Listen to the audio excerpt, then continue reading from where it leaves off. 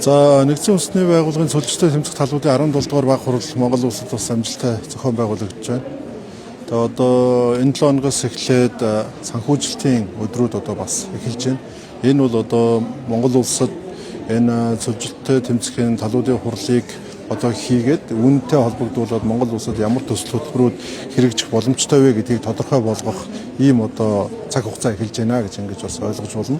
Өнөөдөр одоо дөнгөж миний оролцсон энэ арга хэмжээ бол бас энэ Монгол улсын ерөнхийлөгчийн тамгын газар, манай хүнс үйл ажлын хөнгөн үйлдвэрийн яам, за энэ гэрийн одоо лаб буюу ногоон юм лаборатори байгуулахын цанын жижиг байгуулад тэгээ энэ хүрээндээ бол одоо бас энэ COP17-гийн хүрээнд энэ хөдөө аж ахуйн салбар дээр одоо арга хэрэгжүүлж болох ямар төсөл хөтөлбөрүүд байх вэ гэдгийг шалгаруулах процессыг одоо эхлүүлсэн байдаг. Тэгээд энэ 170 орчим одоо төсөл сонгон шалгаруултууд явснаас 15 одоо аж ахуйн нэгж нь бол ингээд шалгараад одоо ингээд яг COP-ийн одоо санхүүжүүлэгч нарт энэ дэлхийн олон улсын одоо банк санхүүгийн байгууллагуудад танилцуулах арга хэмжээ болж байна. Тэгэхээр ер нь бол зүгээр эндээс ингээд одоо бас нэг дүгнэлт хэлэхэд энэ COP17-д арга хэмжээний үеэр Монгол улсын энэ бэлчээр, энэ мал аж ахуй, дээрэс нь одоо хөдөө аж ахуйгаас гаралтай түүхийн эдийг одоо үнд оруулах гэдэг олон зүйлүүд бас энэ COP17 хурлын ард дээр бас нэлээд одоо тодорхой болно гэж ингэж бас бодож байна. Тэгэхээр энэ талаар бас одоо Монгол улсын ерөнхийлөгчийн тамгын газрын одоо тамгын газраас ерөнхийлөгчийн зөвлөх манаа авсан зөвлөхөөс өшөө дэлгэрэнгүй бас одоо хэлнэ.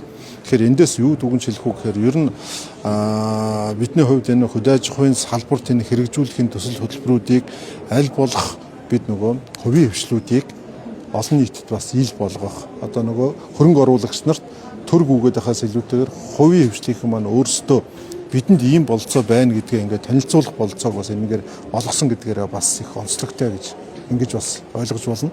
Тэгэхээр энэ COP17 хурлаас бол Монголын хөдөө аж ахуйн салбар тэр дундаа хөдөө аж ахуйн салбарын одоо нэмэн үртэг шингэсэн тэр одоо тал руугаа бас нэлээдгүй олон асуудлууд шийдэгдэнэ. Олон аж ахуйн нэгжүүдийн үйл ажиллагаа бас энэ олон улсын санхүүгийн одоо энэ платформоос мөнгө босгох, хөрөнгө босгох ийм болцоотой болж байна гэж ингэж ойлгож байгаа. За таны асуултанд хариулахад ер нь одоо та бүхэн COP17-оос олон зүйлийг анзаарч байгаа.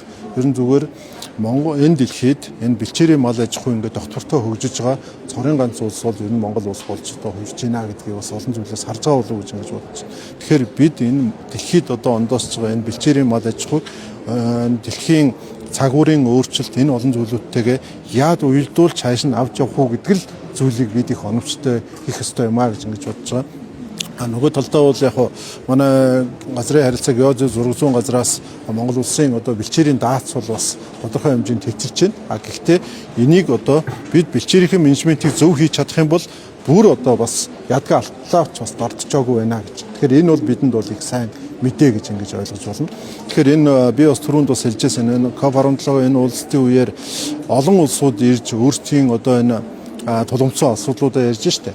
Тэгэхээр нөгөө тухайн үед одоо бэлчээрээ хамгаалаагүйгээс болоод бэлчээрээ хайрлаагүйгээс болоод бэлчээр байхгүйгээс болоод мал аж ахуй гэдэг зүйл байхгүй болсон. Мал аж ахуйгүй байхгүй болсноос шалтгаалаад олон хүмүүний одоо амьдрал авахд орцсон гэдэг зүйлийг бол одоо бас зарим улсын одоо төлөөлөгч нар хэлж байна шүү дээ, тийм ээ.